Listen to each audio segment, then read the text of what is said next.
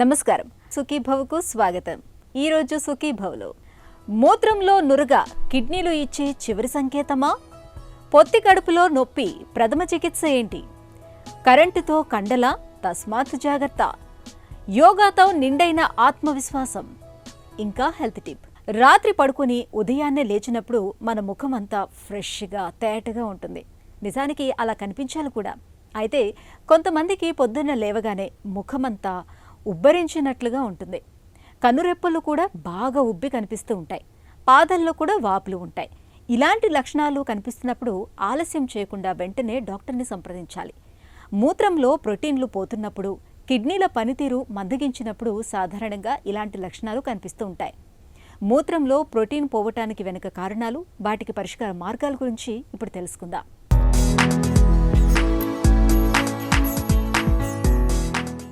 కిడ్నీలు మన ఒంట్లో రక్తాన్ని శుద్ధి చేస్తూ ప్రాణాలను నిలబెట్టే అమృత భాండాలు.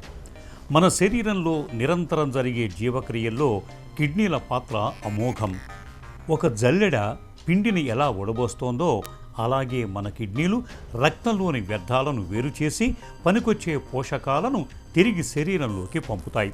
కిడ్నీ లోపల నెఫ్రాన్లు అనే మిలియన్ల కొద్దీ సూక్ష్మ వడపోత కేంద్రాలు ఉంటాయి. వీటిలో ఉండే గ్లోమురులస్ అనే రక్తనాళాల గుచ్ఛం ఒక పటిష్టమైన సెక్యూరిటీ గేట్ లాంటిది. శరీర నిర్మాణానికి, కండరాల బలానికి అత్యంత ముఖ్యమైన ఆల్బుమిన్ వంటి ప్రోటీన్లను ఈ గేటు దాటి బయటకు పోకుండా కిడ్నీలు అడ్డుకుంటాయి. ఎందుకంటే ప్రోటీన్లు పరిమాణంలో చాలా పెద్దవి. ఒక బలమైన కోట గోడ శత్రువులను లోపలికి రానివ్వకుండా ఎలా కాపాడుతుందో, ఈ గ్లోమరులస్ పొరలు కూడా ప్రోటీన్లు మూత్రంలోకి పోకుండా అలానే రక్షిస్తాయి. కానీ ఈ కోట గోడకే కన్నం పడితే ప్రోటీన్లు మూత్రం ద్వారా ఇట్టే బయటికి వెళ్ళిపోవటం మొదలవుతుంది. మూత్రంలో 30 మిల్లీగ్రాముల దాకా అందరికీ కూడా ఈ ఆల్బుమిన్ అనేది పోతూ ఉంటుంది నార్మల్గా. అంటే ప్రోటీన్స్ కనుక చూసుకుంటే 150 మిల్లీగ్రాముల దాకా పోవచ్చు ఎవ్రీడే. అంటే కొంతమందికి ఈ వీటిలో కొంత వేరియేషన్స్ కూడా ఉండే అవకాశం అయితే ఉంటుంది. అయితే 30 మిల్లీగ్రాములు దాటి కనుక ఆల్బుమిన్ పోతూ ఉంటే యూజువల్గా మనం మైక్రో ఆల్బుమినురియా అంటాం అన్నమాట. ఇది ఎస్పెషల్లీ షుగర్, బీపీ ఉన్న వాళ్ళలో మనం ఎక్కువగా చూస్తుంటాం.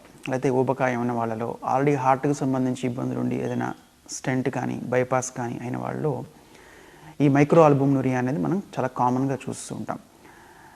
అయితే ఇది కనుక ఉంటే భవిష్యత్తులో ఈ ప్రోటీన్స్ అనేది ఇంక్రీజ్ కాకుండా కొన్ని రకాల మందులు అనేది మనం వాడి చూడొచ్చు.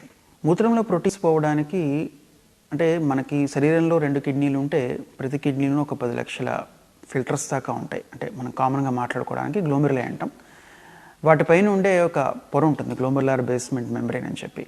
దానికి కనుక ఏ కారణం వలన డ్యామేజ్ జరిగితే అప్పుడు మనకి మూత్రంలోంచి ప్రోటీన్స్ అని, ఎర్ర రక్త కణాలని, తెల్ల రక్త కణాలని ఇలాంటివి పోతూ ఉంటాయి.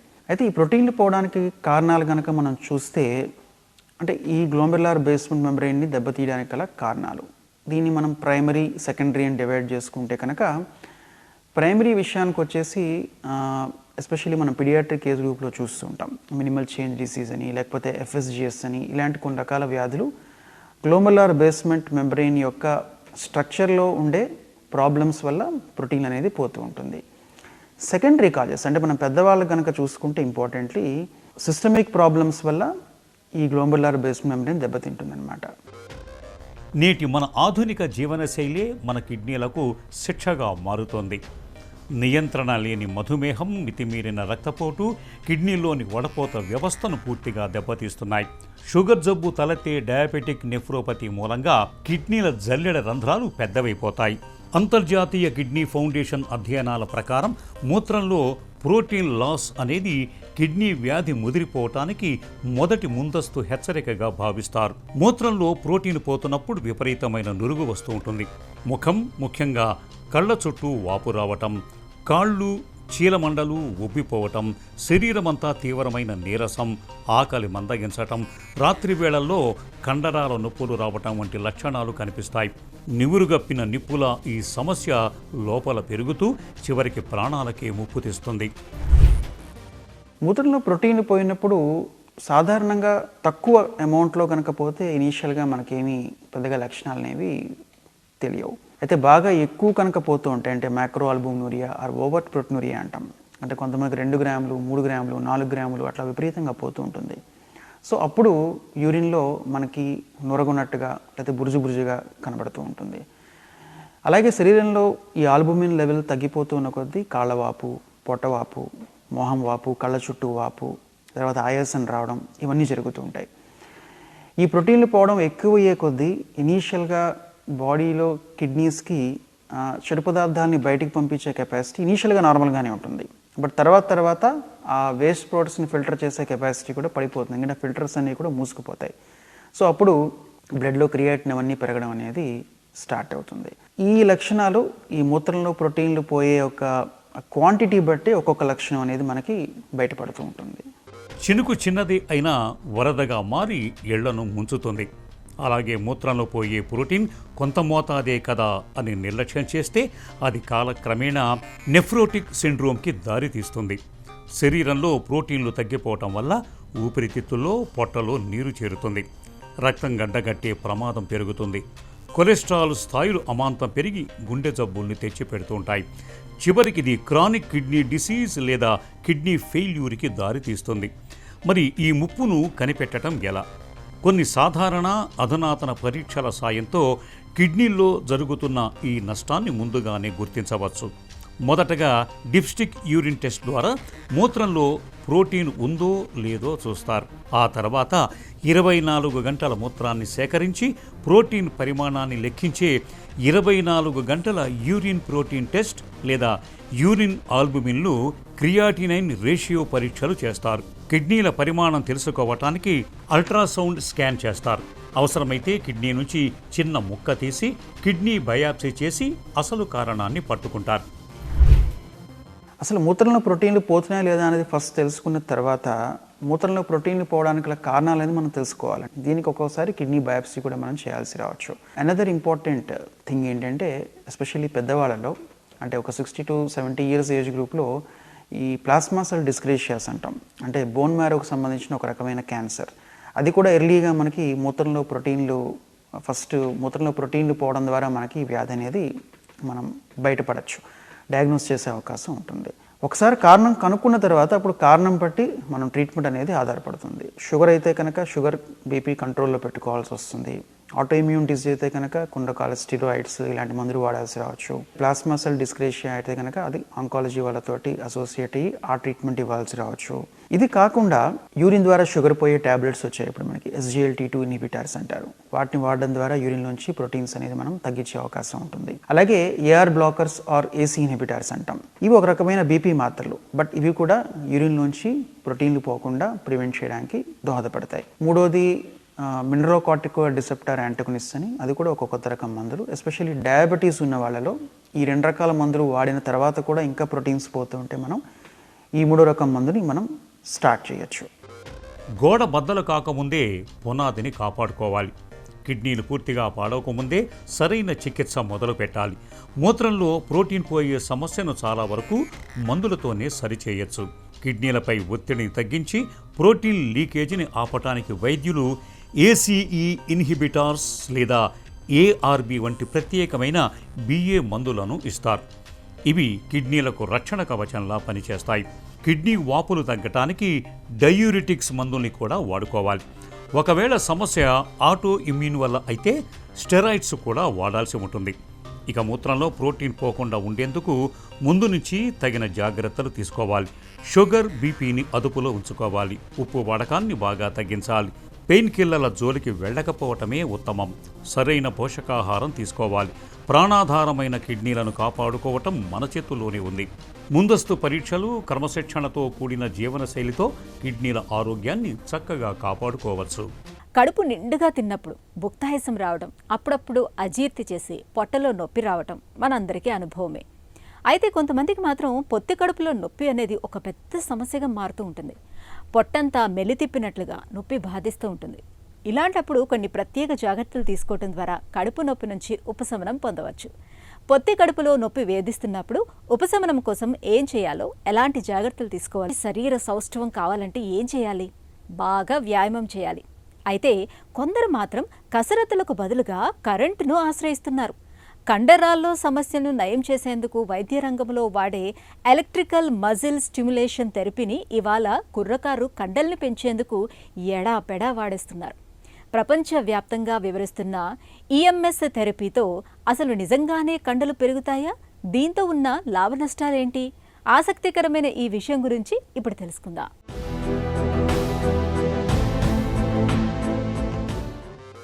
ఈ రోజుల్లో సిక్స్ ప్యాక్ బాడీ సాధించాలన్నా, కండలు పెంచాలన్నా గంటల తరబడి జిమ్లో చెమటోడ్చాల్సిన అవసరం లేదు. ఎలక్ట్రికల్ మజిల్ స్టిమ్యులేషన్ విధానంతో కేవలం 20 నిమిషాల్లో వారం రోజుల వర్కౌట్ ఫలితాన్ని సాధించవచ్చనే ప్రచారం జోరందుకుంది. కరెంటు షాకులతో కండలు పెంచే ఈ సరికొత్త టెక్నాలజీ అసలు కదేంటి? దీనివల్ల లాభాలేంటి, నష్టాలేంటి? సాధారణంగా మనం వ్యాయామం చేసినప్పుడు మన మెదడు కండరాలకు సంకేతాలను పంపి అవి సంకోచించేలా చేస్తుంది. కానీ ఈఎంఎస్ విధానంలో శరీరానికి ప్రత్యేకమైన సూట్ లేదా ఎలక్ట్రోడ్లను అమర్చి నేరుగా కండరాలకు స్వల్ప స్థాయి విద్యుత్ తరంగాలను పంపుతారు. దీనివల్ల కండరాలు చాలా వేగంగా, తీవ్రంగా స్పందిస్తాయి. దీంతో సమయం ఆదా అవుతుంది. బిజీ లైఫ్ స్టైల్ ఉన్నవారికి ఇదొక వరం. వారానికి కేవలం 20 నుంచి 30 నిమిషాల సెషన్ సరిపోతుంది.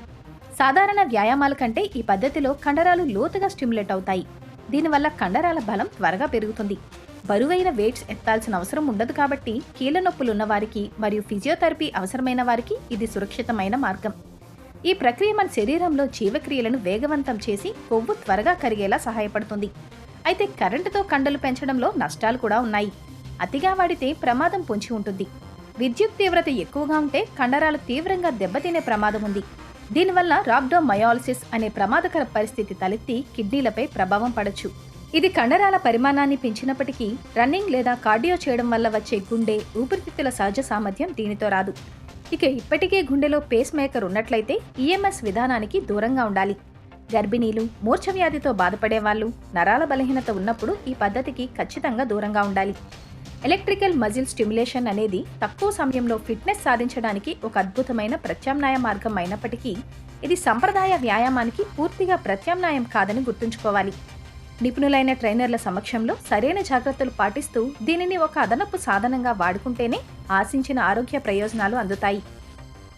నాకు కొంచెం నమ్మకం ఇవ్వు, కొండల్ని సైతం పిండి చేస్తా అంటారు ఓ కవిగారు. ఇక్కడ నిజంగా కొండల్ని పిండి చేయటం కాదు కానీ మన మీద మనకు అచంచలమైన నమ్మకం, విశ్వాసం ఉంటే మనం ఏదైనా సాధిస్తామని అర్థం. అయితే ఇవాళ మనలో చాలామందికి ఆ ఆత్మవిశ్వాసమే కొరవడుతోంది. చాలినంత ప్రతిభ, సామర్థ్యం ఉన్నప్పటికీ ఆత్మన్యూన్యత వారిని వెనక్కి లాగుతూ ఉంటుంది. ఇన్ఫీరియారిటీ కాంప్లెక్స్ కారణంగా వృత్తి, విద్య, వ్యాపారాలు, చివరికి కుటుంబ సంబంధాల్లోనూ సమస్యలను ఎదుర్కొంటూ ఉంటారు. ఈ నేపథ్యంలో మనలో ఆత్మవిశ్వాసాన్ని ప్రోధి చేసేందుకు ఉపకరించే యోగాసనాలు, వాటి సాధనలో మెలకువల గురించి ఇప్పుడు తెలుసుకుందాం.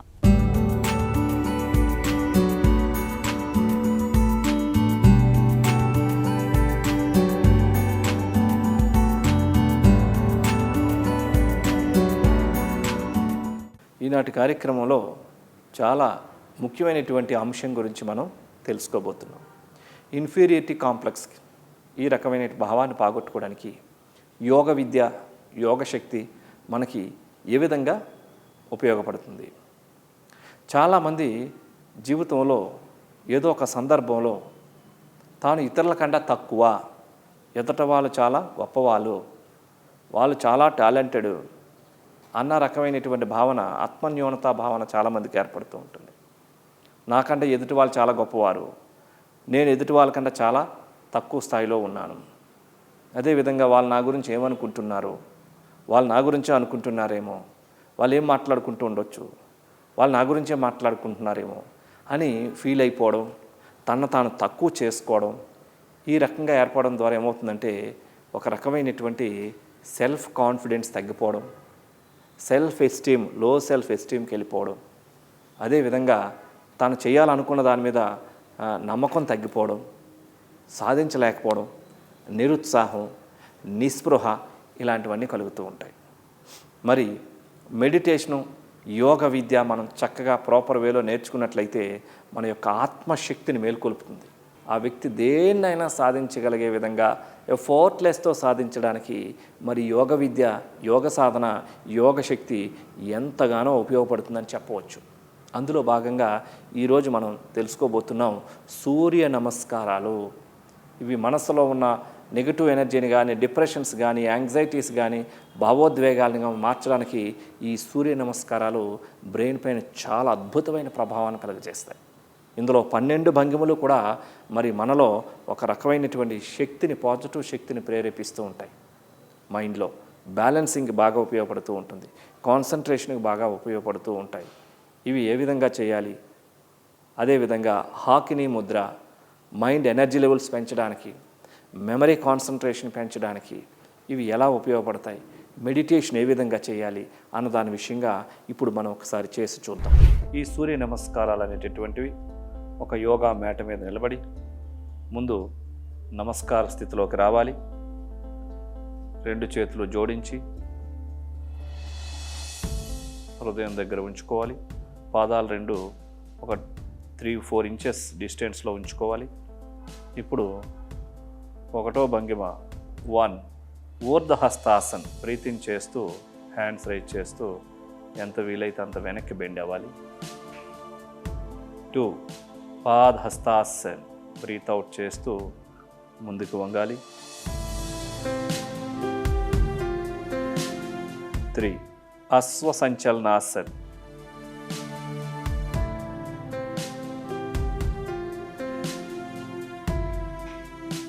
4 కోకిలాసన్.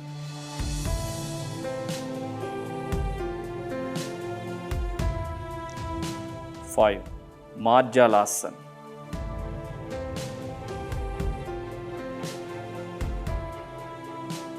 6 సాష్టాంగ నమస్కార్.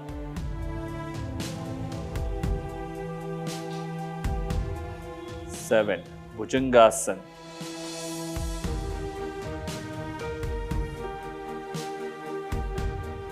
8 పర్వతాసన్.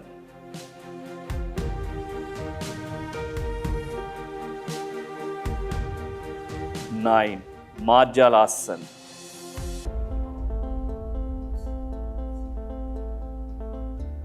10 అశ్వసంచలనాసన్.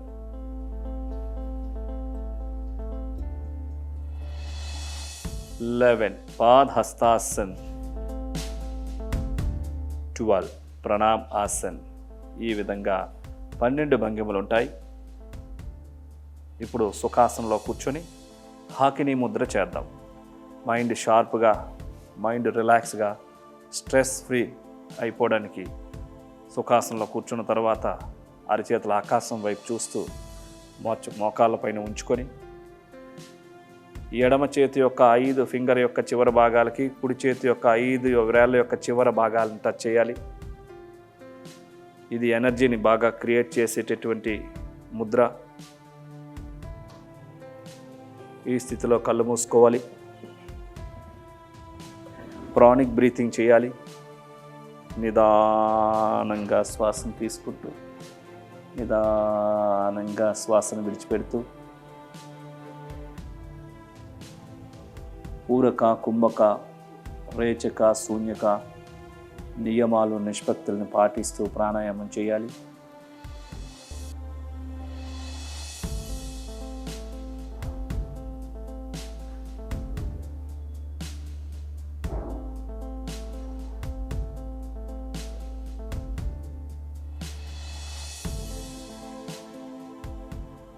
ఇప్పుడు ముద్రను రిలీజ్ చేసిన తర్వాత ఇప్పుడు మెడిటేషన్ చేద్దాం. ఎడమ చేతిలో కుడి చేతిని ఉంచుకోండి. ప్రశాంతంగా ఉండండి. దీర్ఘంగా 2 శ్వాసలు తీసుకొని విడిచిపెట్టండి.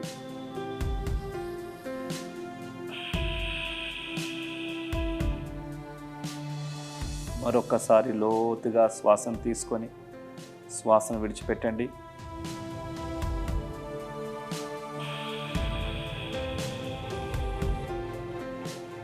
ప్రశాంతంగా ఉండండి. ఎటువంటి ఆలోచనని త్రోసిపుచ్చవద్దు. ఇప్పుడు నిదానంగా క్రిందకు చూస్తూ కళ్ళు తెరవండి.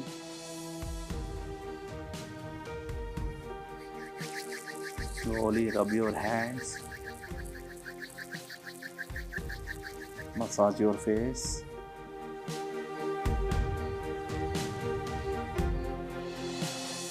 Chest. రిలాక్స్.